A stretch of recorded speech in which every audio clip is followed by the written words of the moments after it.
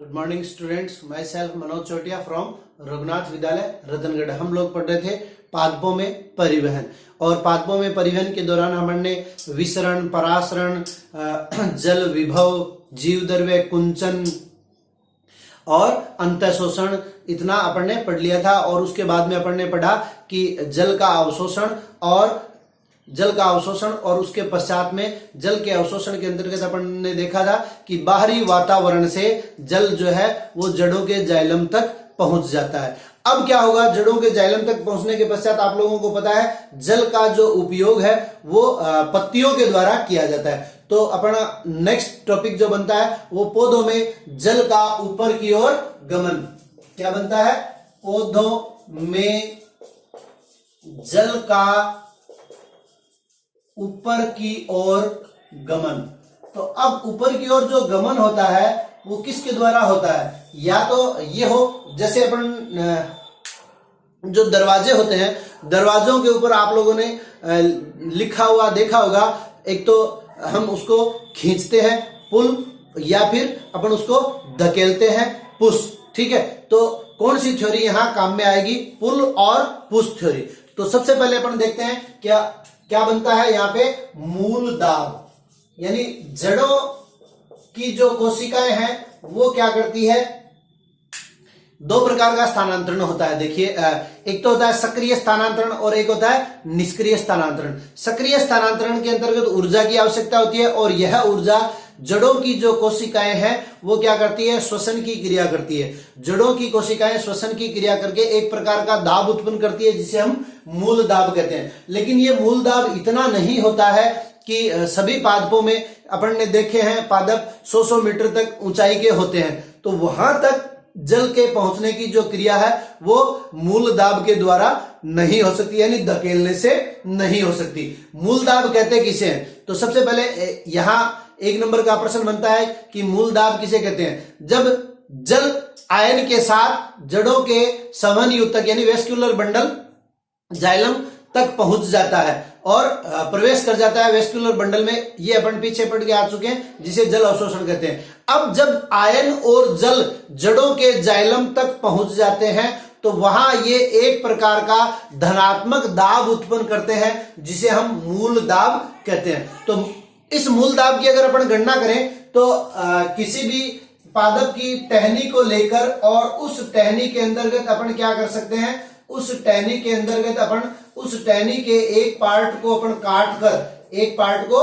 काट कर और उसके स्थान पे, जैसे मान लीजिए यहां से अपन ने इसको काट लिया और यहां से काटने पर इसके स्थान पे अपन क्या करते हैं? एक रबर की ट्यूब लगा देते हैं, और रबर की ट्यूब लगाने के पश्चात हम इस दाब की गणना कर सकते हैं। लेकिन यह दाब इतना ही होता है जो हर्बेशियस प्लांट है, यानी शाकीय पौधे, दूब वगैरह जो पौधे, घास फूल के जो पौधे हैं, उन तक ही ये जल का परिवहन पत्तियों तक कर सकते हैं। लेकिन अपन जानते हैं कि सभी पादपों में एक ही प्रकार की क्रियाविधि पाई जाती है, तो इस दाब के द्वारा जड़ से और पत्तियों तक जल नहीं पहुंच पाता है। इस दाब के फलस्वरूप मात्र एक क्रिया होती है जिसको अपन कहते हैं बिंदु स्राव। तो यहाँ एक दूसरा प्रश्न बनता है, बिंदु स्राव किसे कहते हैं? सुबह सुबह जब आप घास के ऊपर नंगे पांव चलते हैं तो आपके पैर गीले हो जाते हैं, या हम ये देखते हैं कि घास के पत्तियों के किनारों के ऊपर जल जो है वो बूंदों के रूप में बाहर निकलता है। यह क्रिया साधारणतः उस समय होती है जब वाष्पोत्सर्जन की क्रिया नहीं हो रही होती है। इसे हम क्या कहते हैं? बिंदु स्राव। बिंदु यानी बूंदों के रूप में जल की हानि, और यह पत्तियों के किनारों के ऊपर होता है। सामान्यतः अपन जानते हैं जो वाष्पोत्सर्जन की क्रिया होती है वो वाष्पोत्सर्जन की क्रिया पत्तियों के अंदर पाए जाने वाले रंध्रों के द्वारा होती है, और यहां बिंदु स्राव की जो क्रिया है वो हाइड्रोथोड्स या अपन कह सकते हैं जल रंध्रों के द्वारा यह क्रिया होती है। तो बिंदु स्राव किसे कहते हैं? एक लाइन की अगर परिभाषा देना चाहे तो हम कह सकते हैं जल की बूंदों के रूप में हानि क्या कहलाती है? बिंदु स्राव। और बिंदु स्राव की क्रिया मूल दाब के द्वारा हो सकती है। तो अब अपना जो टॉपिक है वो यों का यों रह गया कि पौधों में जल का ऊपर की ओर गमन किस प्रकार से हो सकता है। तो यहां दूसरी थ्योरी दी गई है, कौन सी? वाष्पोत्सर्जन। वाष्पोत्सर्जन खिंचाव थ्योरी। वाष्पोत्सर्जन खिंचाव सिद्धांत, या इसका दूसरा नाम है साइंटिफिक नेम जिसको कहते हैं रसारोहण। तो ये प्रश्न भी आपसे पूछा जा सकता है, रसारोहण किसे कहते हैं? जड़ों के जाइलम से पत्ती के जाइलम तक जल के पहुंचने की जो क्रिया होती है, जड़ों के जाइलम से पत्ती के जाइलम तक जल के पहुंचने की क्रिया को हम क्या कहते हैं? रसारोहण कहते हैं। अब देखिए, हमने छोटी कक्षाओं में एक प्रयोग पढ़ा है कि वाष्पोत्सर्जन होता है कि नहीं होता। तो इसी पौधे को मान लीजिए ये कोई पौधा है गमले में लगा हुआ, और उस पौधे को अपन क्या करते हैं, उस पौधे को अपन एक पॉलीथीन के द्वारा ढक देते हैं और अच्छी तरह से सिंचित किया हुआ, और यहां से ये पॉलीथीन बांध दी, तो यानी ये जल वाष्पीकरण के द्वारा इस पॉलीथीन में नहीं आया।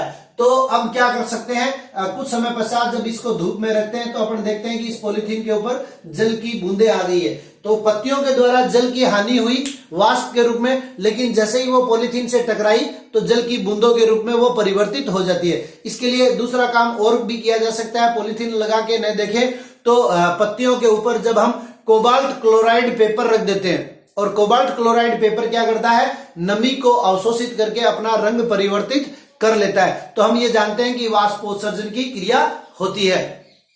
और सॉरी, जल का जो ऊपर की ओर बहाव होता है उसकी गति होती है लगभग 15 मीटर प्रति घंटा। ठीक है, 1 घंटे में लगभग ये 15 मीटर जो है ऊपर की ओर गमन करता है। अब देखिए होता क्या है, रसारोहण के सिद्धांत को समझने के लिए 3 अपने पास बल लगते हैं। एक है सहसंजन बल, दूसरा है आसंजन बल, और सहसंजन बल, आसंजन बल और पृष्ठ तनाव। इन तीनों को हम यहां समझेंगे।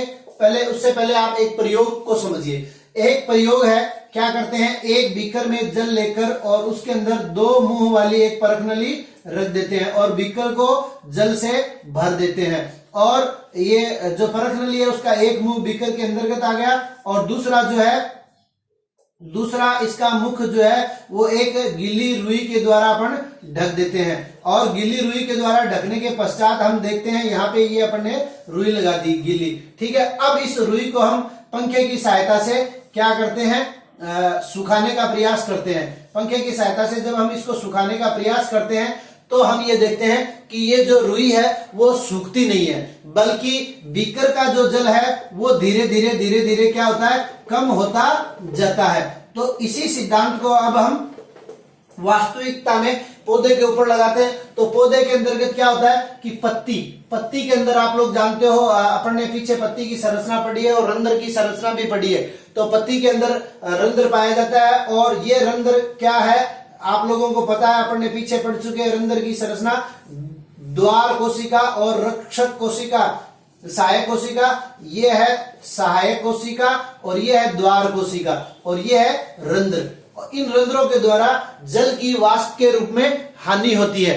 ठीक है, जल की वाष्प के रूप में जब पत्ती के अंदर हानि होगी तो पत्ती क्या करेगी, अपने पास स्थित कोशिका से जल की कमी को पूरा कर लेती है, और धीरे धीरे एक प्रकार का तनाव जो है वो पर्ण से लेके तने से होता हुआ जड़ों तक पहुंच जाता है, और उसके पश्चात जड़ क्या करती है, जल अवशोषण की क्रिया करती है। तो ये हम कह सकते हैं कि खिंचाव के द्वारा होता है। यहाँ जैसे जैसे ये रुई सूखेगी वैसे वैसे बीकर का जल खाली होता जाता है। तो कहने का मतलब क्या हुआ कि पत्ती के अंतर्गत क्या होगा, अब देखिए आप इसको इस उदाहरण के द्वारा समझ सकते हैं। इस कोशिका में जल है और ये जल क्या करेगा, यानी ये क्या है, रंध्र है। इस रंध्र के द्वारा जल की वाष्प के रूप में हानि हो जाएगी, जल की वाष्प के रूप में हानि हो जाएगी। इस कोशिका को अपन मान लेते हैं ए और इसको मान लेते हैं बी। इसके अंदर से जल की हानि हो जाएगी तो इसकी सांद्रता क्या होगी, इसकी सांद्रता बढ़ जाएगी, इसकी सांद्रता बढ़ जाएगी। तो ये अपने जल की कमी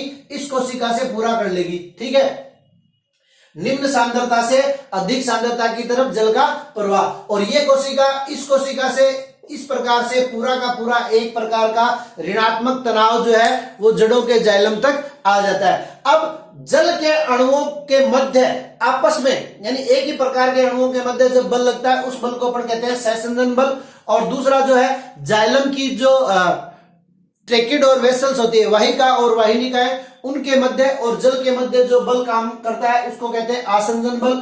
और एक प्रकार का पृष्ठ तनाव भी इनके मध्य उत्पन्न हो जाता है और उसके कारण जल जो है वो ऊपर की तरफ गमन करता है। ठीक है, तो ऊपर की ओर गमन करने पर धीरे धीरे, यानी इसको क्या कर सकते हैं, अपन कह सकते हैं कि खिंचाव। सबसे पहले पत्ती क्या करेगी, वाष्पोत्सर्जन की क्रिया करेगी। पत्ती के अंदर वाष्पोत्सर्जन की क्रिया के द्वारा जल की हानि हो जाएगी और उस जल की कमी को वो अपने पास स्थित कोशिका से पूरा करेगी। इस प्रकार से एक प्रकार का ऋणात्मक तनाव पत्ती से लेकर और जड़ तक उत्पन्न हो जाता है और उस तनाव को दूर करने के लिए जड़ की कोशिकाएं क्या करती है, बाहरी माध्यम से जल अवशोषण का कार्य करती है। तो इस प्रकार से हमने रसारोहण पढ़ा। उसके बाद में आता है वाष्पोत्सर्जन। तो आप लोगों को पता है जल की वाष्प के रूप में हानि वाष्पोत्सर्जन कहलाता है। और उसके पश्चात वाष्पोत्सर्जन एवं प्रकाश संश्लेषण में एक समझौता होता है। ठीक है, वाष्पोत्सर्जन और प्रकाश संश्लेषण में क्या समझौता होता है कि जब वाष्पोत्सर्जन होगा तभी पादप क्या करेंगे, जल अवशोषण करेंगे और वह जल काम में आता है प्रकाश संश्लेषण की क्रिया में। प्रकाश संश्लेषण किसे कहते हैं आप लोगों को पता होगा, पत्तियों द्वारा या हरे पौधों द्वारा भोजन बनाने की जो क्रिया है उसको हम प्रकाश संश्लेषण कहते हैं। और इसके आधार पे पादप जो है वो दो प्रकार के होते हैं, एक C3 पादप और दूसरा C4 पादप। C3 पादप के अंतर्गत प्रकाश शोषण पाया जाता है, C4 के अंतर्गत प्रकाश शोषण नहीं पाया जाता। इसलिए C4 पादप जो है वो अधिक दक्ष होते हैं, अर्थात उत्पादन की क्रिया इनमें ज्यादा होती है।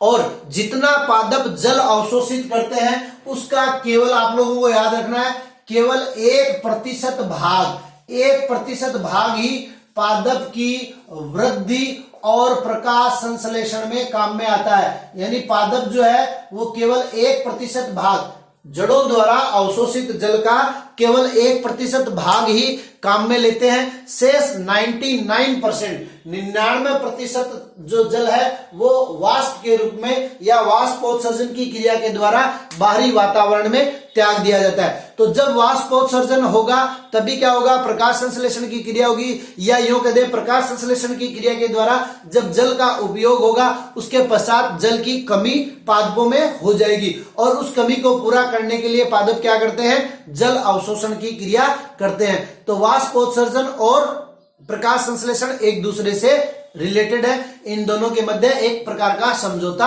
हो रखा है। इसके पश्चात अपना खनिज, लवण या मिनरल अवशोषण है और मिनरल अवशोषण भी जाइलम के द्वारा होता है। जिस प्रकार से जल का अवशोषण हुआ उसी प्रकार से मिनरल या खनिज लवणों का अवशोषण होता है और उनका ट्रांसपोर्टेशन होता है, अर्थात उनका परिवहन होता है, जिसको अपन अगले वीडियो में पढ़ेंगे। तब तक के लिए धन्यवाद।